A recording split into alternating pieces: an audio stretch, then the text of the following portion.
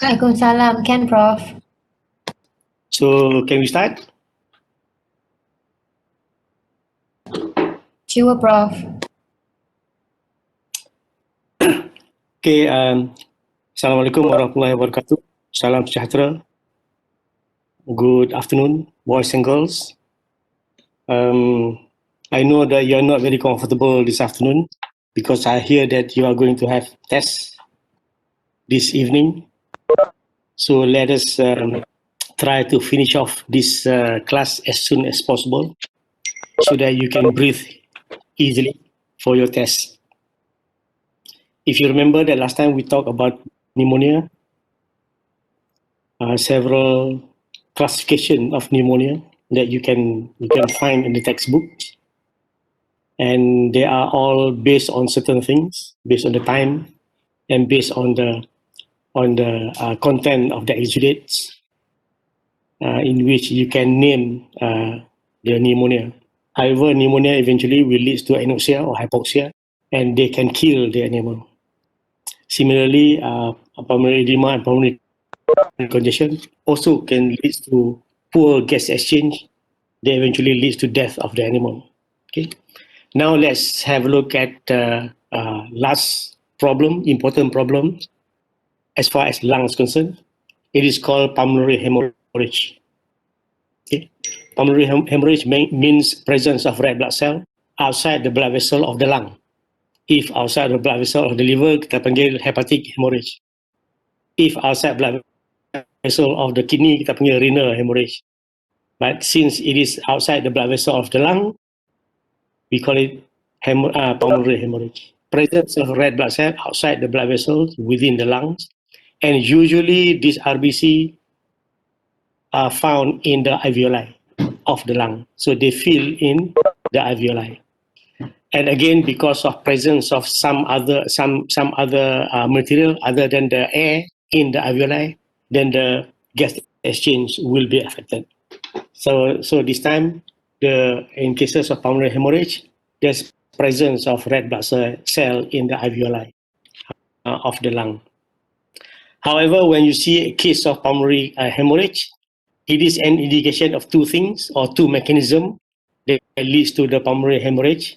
One is severe damage on the blood vessel, on the wall of the blood vessels of the lung, especially on the wall of the capillaries.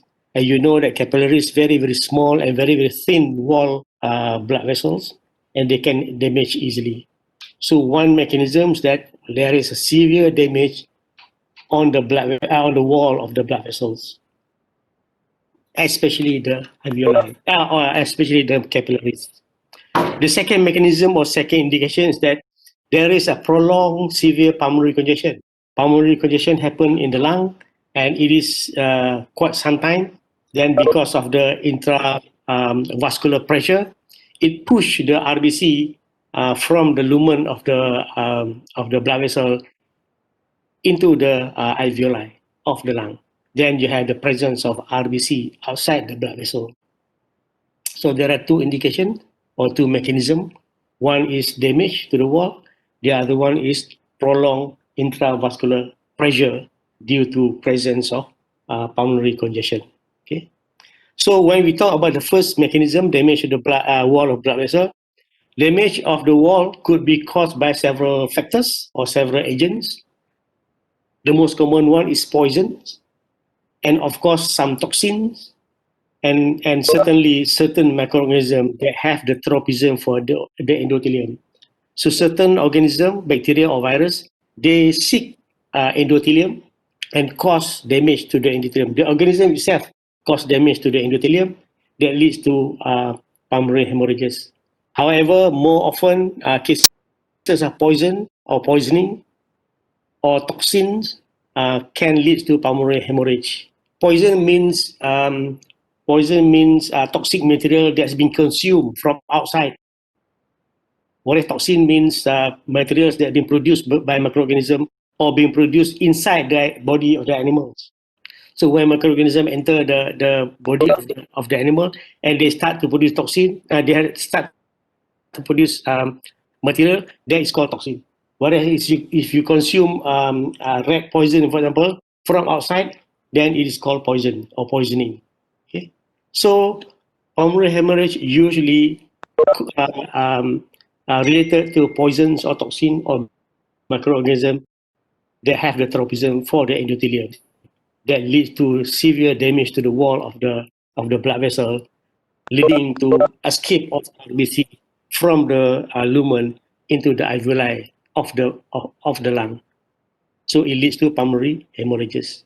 That's the first mechanism. Second mechanism, prolonged pulmonary congestion happen in cases like left-sided heart failure that we discussed before. So after a prolonged period of flow back of the blood from the left ventricle into the lung, then you will have a prolonged severe pulmonary congestion. They eventually push the RBC from the lumen of the blood vessel into the alveoli. That will eventually be engulfed by the pulmonary alveolar macrophage, and macrophage will end up as a heart failure cell. Okay, or in cases of shifting of blood from the systemic to pulmonary congestion, in chronic cases or in severe cases, then the body temperature is always high. Then there's shifting of blood from the systemic to the pulmonary circulation, leads to severe pulmonary congestion, and that will push some of the RBC from the lumen of the blood vessel into the alveolus, and the animal will suffer from pulmonary hemorrhages. Okay, whatever it is, affected animal might show several clinical signs. For example, sudden death, especially in small size animal. Hari ni you nampak cantik je puppy running here and there, and tomorrow you find the animal's dead. Okay? Or the animal can show some respiratory difficulties, severe, unable to breathe normally, have severe respiratory difficulties because of presence of RBC in the alveoli. Or the animal may show epistaxis in cases of severe pulmonary hemorrhages. Okay, so those are some of the clinical signs that might develop following pulmonary hemorrhages. Right. So if you see here, the picture, this picture shows very severe pulmonary hemorrhage involving the entire lung, uh, generalized and involve the entire lung. Shows a very dark red discoloration because of pooling or because of hemorrhage in the lung. It is an indication of poisoning that involve very potent poison such as warfarin. You know that warfarin is a racun tikus, and this warfarin cause blood fail to clot, failure of blood clot that leads to severe pulmonary hemorrhages like this. Not only in the lung, the hemorrhages may happen elsewhere, especially when there are spaces. For example, subcutaneous hemorrhage can also happen in cases of warfarin poisoning. The warfarin will prevent the blood from clotting, and it causes damage to the wall of the blood vessels that leads to very severe hemorrhage like this. Other poisons, organophosphate poisoning, for example, also can cause similar problem or similar lesions, and the animal can die almost immediately. Certain toxin or poison from animals, snakes, for example. Some snake produce blood poison that can cause severe hemorrhage. Certain animal will cause paralysis of certain muscle, but whatever it is, some poisons can cause severe damage to the wall of blood vessel and very severe hemorrhage in various organs, including the lungs. This lung shows petrification, pulmonary petrification involving the entire lung, distributed all over the lung. Pulmonary petrification are also an indication of poisoning, but however, in this case, it's less potent poison tidaklah terlalu berbisa orang kata, but still it's poison. It can cause petechiation, hemorrhages in the lung, or an indication of toxemia by potent toxin, certain toxin, endotoxin especially, being produced by certain organism, leads to petechiation in the lung. Hemorrhagic septicemia or anthrax organism are known to produce very potent toxin that eventually not only they will cause congestion, generalized congestion, but also hemorrhages in organs like the lung. So usually when you see pulmonary hemorrhages, you should rule out poison or toxin, or you should think about certain organisms that have the affinity or tropism for the endothelium. An example of organism that has tropism for the endothelium is the swine fever virus and many other viruses. You probably should reflect back your microbiology classes. What are the organisms that cause that have the affinity for the blood vessels? Okay. This is a histological section of lung showing moderately severe pulmonary hemorrhage. You can see all this. This is the alveolus, and you can see the RBC here. All these are RBC. Please remember, RBC of the mammal have no nucleus. RBC of the avian, they have nucleus. So here is alveolus that have free RBC within the lumen. Here again, this is another alveolus, and you can see the RBC in here. Similarly, here and here and there and there. Here is likely to be a case of edema fluid here, protein-rich edema fluid. So these are examples of histological section that shows pulmonary hemorrhage in which RBC is present outside the blood vessel. Outside the blood vessel. Here is a small blood vessel in which you can see a lot of RBC. Of course, this one normal lah. RBC should be in the lumen of blood vessel, but here it is in the alveolus, in the lumen of alveolus. So it is abnormal, or it is pulmonary hemorrhage. Okay, that's the hemorrhage. Please, hemorrhage usually affected animals that's undergone suffering from poisoning or toxemia or infection. Okay. However, certain other thing, not necessarily all cases of pulmonary hemorrhage caused by infection, but some non-infectious mechanism also can lead to the similar problem. Okay. Those are lesions in the lungs that you should understand. Now we go to the pleura. You know that pleura is the surface that cover the the thoracic cavity. It lines the wall of the thoracic wall as well as the circular surface of the lung. Okay, there are several problems associated with thoracic cavity. One is called pneumothorax. Pneumo means air, thorax means thoracic cavity. So pneumothorax means presence of air or gas in the thoracic cavity. Usually happen following puncture wound into the thoracic cavity from outside through the ribs or through the thoracic wall, or ruptured lung lesion in cases of heavy smokers, for example.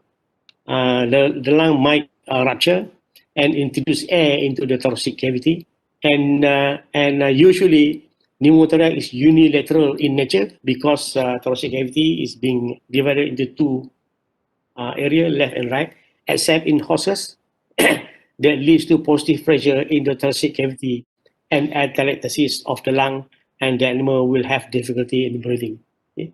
So presence of air in the thoracic cavity is a problem.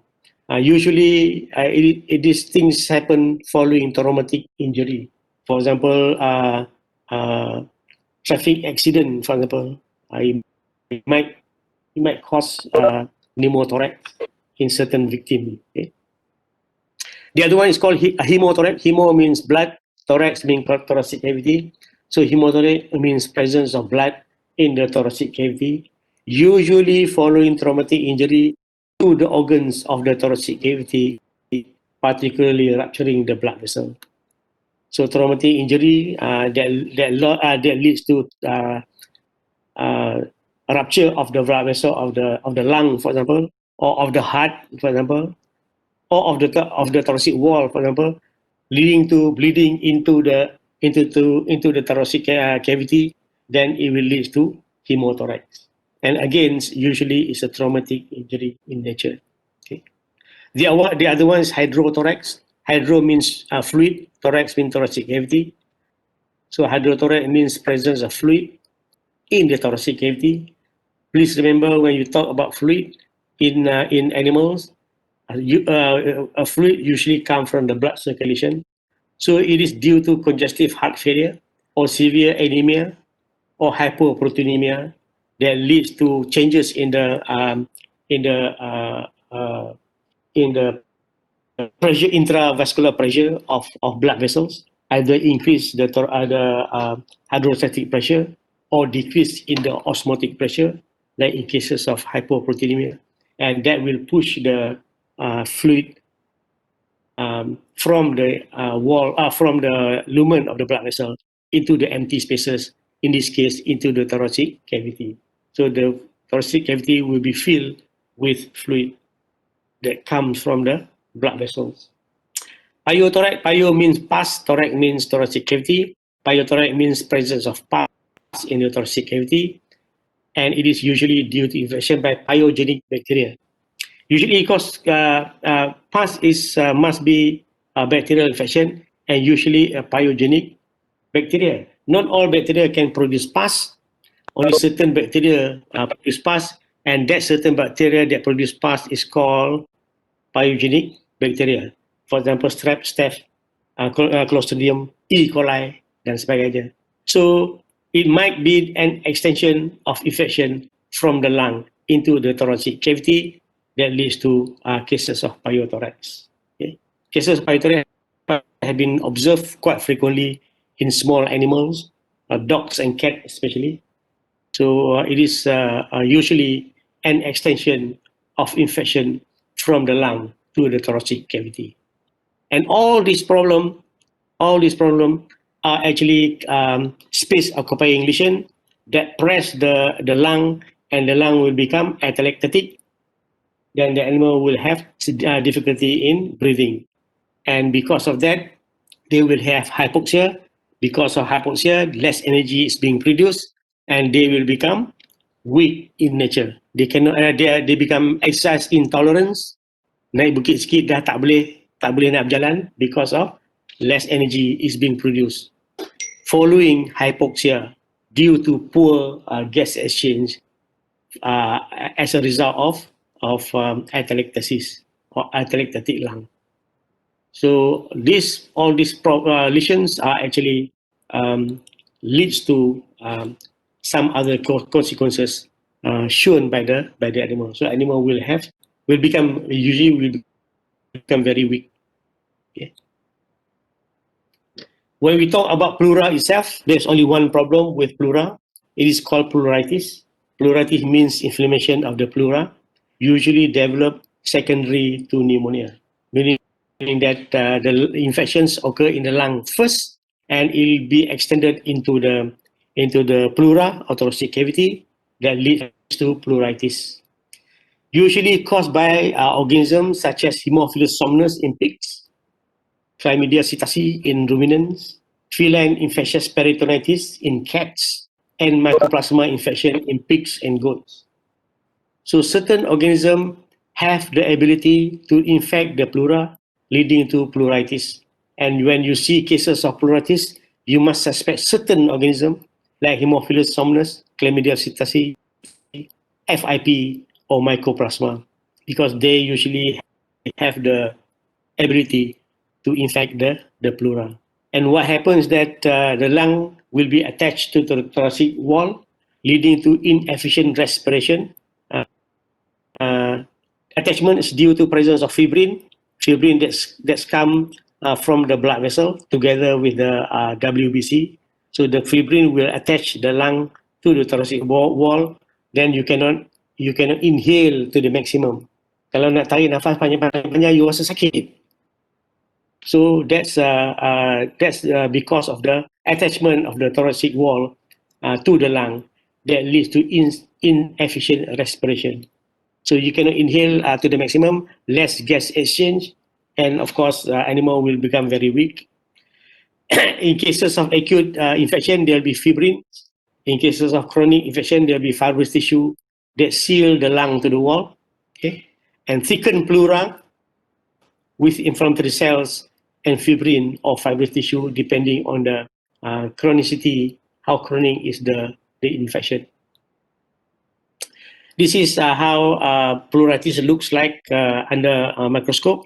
This is part of the lung, part of the lung.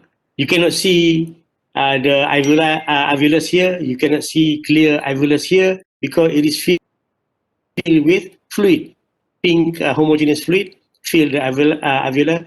This is the pleura. Pleura should be a very, very thin layer covering the lung. Now it's become thick, filled with fibrins and lots of white blood cells here. Okay, so now the walls, the pleura is very, very thick. These are some of the fibrins and the white blood cell that attach the lung to the thoracic wall here. So you will have fibrins not only attach the lung to the wall, but also the pleura itself is become very, very thick. Pleuritis, there is an extension on the lung surface and thoracic cavity. Pneumonia is evidence. So here you can see lots of pneumonia or lots of inflammatory cells. So this is how pleuritis looks like. And please remember that pleuritis is usually or often or quite frequently observed in human beings as well, including young people like you all. So be careful about pleuritis. Okay. What happened that when you suffer from pleuritis, you have like inspiratory dyspnea, you cannot take a deep breath, you feel very painful, you will have coughing, the animal will show coughing, and because of inefficient blood circulation, the animal will show weakness, losing weight, and exercise intolerance. Very obvious clinical signs of lung problem or pleuritis problems with pleuritis. So any question?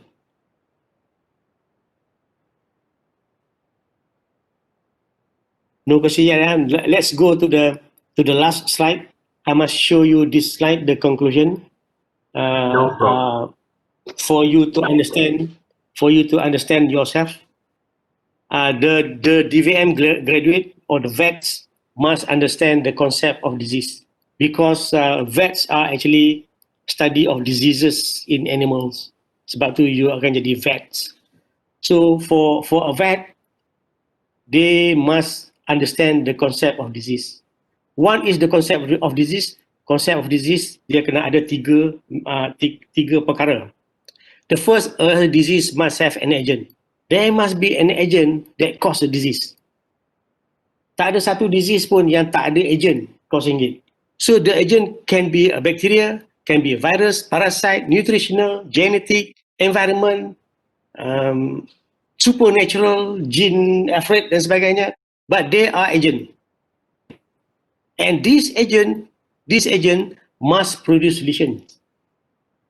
This agent must produce lesion. So there are changes in the organs or in the tissue of the affected animals by the agents. And once you have a lesion, lesions will produce clinical sign. Then you can see animal as sick because the animal shows clinical sign. So if you have an agent that not producing lesion, it is called normal flora. Or if you have agent producing lesions, ada lesion, tapi lesion is not severe enough to produce clinical sign, you call it subclinical infection. Okay, so when you have an agent that not producing lesion, it is called normal flora. Or when you have an agent that's not severe enough to produce very very extensive lesion, that's no clinical sign is being shown by the animal, you call it subclinical infection.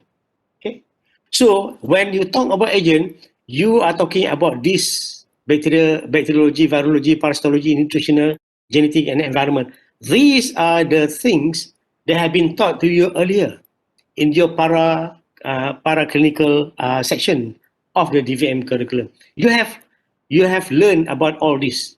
Now you are here. You are learning about pathology. You are learning about the lesions. What are the lesions that can be observed in the various organ system? Right now, you are studying the lesions in the pulmonary or in the pulmonary tract. So you have to actually at this particular moment must reflect what are the agents that can cause all those lesions in the lungs or in the respiratory tract. Now you have to apply what you have learned before the agents. What agent can cause what lesion in the respiratory tract or in the digestive tract or in the central nervous system or whatever.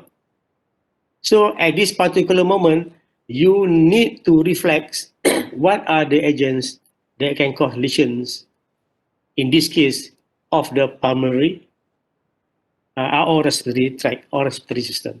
Okay, so pathology means not only means anatomical pathology, meaning that changes in the organs or in the tissue, but it includes clinical pathology.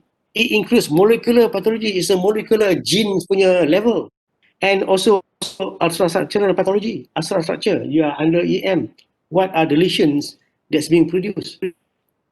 And when you have extensive lesion, then the animal will show clinical sign. Sebab itu in this study, in the VPN 3416 ni, for example, now you are studying respiratory tract, we will tell you this kind of lesions in the respiratory tract leads to what kind of clinical sign that you can see. For example, in the respiratory tract, you can see sign like sneezing. You know where the lesion is. Short cough, where the lesion should be. Long forceful cough where the lesion should be. Very long forceful and very forceful cough where the lesion should be, because those are the clinical signs that you are going to see later on. Okay, so by knowing where the lesion is, what type of lesion, and you should know what the clinical signs looks like or should be. Lesions in the lung might produce a sign like weakness, for example. How come the animal become weak? Because of the less efficient gas exchange. Why? Because of there's a lesion in the lung. So now, not only that you need to reflect what are the agents that can cause all those lesions. I've given you some example of agents that produce certain lesions in the lung. But at the same time, you must remember that this kind of lesions cause what clinical sign that you can see in animals. Okay, and later on in your clinical years, you are going to learn more about clinical sign in your veterinary medicine courses, in your animal diseases subject, in the epidemiology subject. So all this will handle about clinical sign. Now you are handling about lesions. You tak tengok lagi clinical sign. You are being told what are the clinical sign. But later you are going to learn about the clinical sign. So being a DVM student, you are actually being taught this way. From agent to lesions, from lesions to clinical sign. It is called pathogenesis, how a disease develops. So there must be an agent that can cause certain lesions, and that certain lesion leads to certain clinical sign. It is called pathogenesis, and students, you are learning it now. Later on, when you have graduated, you are a vet. You are not learning about the pathogenesis. You are handling cases, meaning that you are being presented with an animal that shows clinical sign. From that clinical sign, you have to detect, do physical examination to see what are the lesions or where the lesions are. So once you know where the lesions are, you take sample to determine what are or what is the agent that caused that lesion that leads to this clinical sign. So you are working this way as a vet, and that is called diagnosis. So all vets must be able to diagnose, and in order for you to diagnose, you need to know the clinical sign, and you need to relate where the lesion should be when you see that kind of clinical sign. And once you identify where the lesion is, you need to take sample to determine what are the agents or what is the agents that cause that kind of clinical sign and lesions and clinical sign. Once you know the agents, you already make a diagnosis. So once you make a diagnosis, you know what to do, what treatment to give, what antibiotic to give. Is it surgery is required? What's the method to control the disease from spreading to other animals?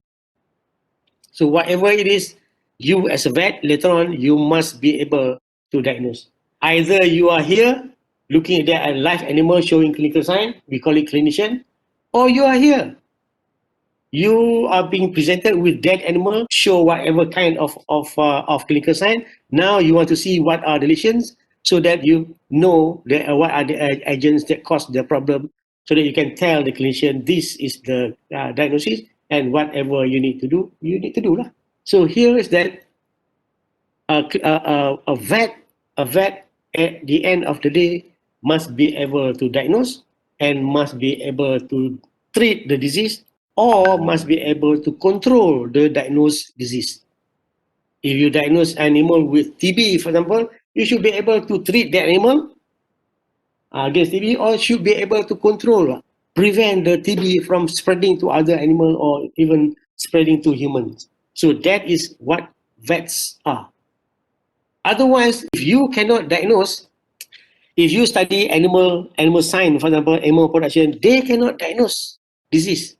So when they cannot diagnose disease, they are not vet. So they cannot do diagnosis and they cannot do treatment because they have not been thought of disease diagnosis and disease treatment. So you as a vet student, you must remember that diagnosis is important, and how to do a diagnosis, you must understand the concept of disease. What is the concept of disease? Agent, lesion, clinical sign, and you have to understand what's the relation like from agent to lesion and from lesions to the clinical sign. So nanti you are being given a case of an animal having respiratory difficulty, you need to know where the lesion is. And once you know where the lesion is, you need to know what's the agent that caused that problem. So this is what a vet should be. And please remember, now you yourself are in this stage, paraclinical section, we call it paraclinical section. You have gone through the preclinical section, in which the normal body system have been taught to you. Now you are here, especially in pathology, you are learning the lesions and try to relate with the clinical sign and remember back the agent. So please do this, that you reflect back the agent, because now is the time for you to understand this arrow, the relationship. Any question? Dah lama dan bebel. So any question? I think that's the last.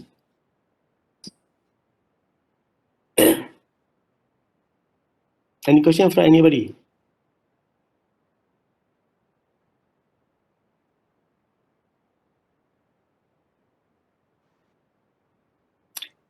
No question. No, Prof, not from me. Right. So if there's no question, thank you very much. This is the last class for the time being. I wish you luck with your test, and I'll see you. I'll see you when I see you. Okay. Thank you, Prof. Thank you, Prof. Thank you.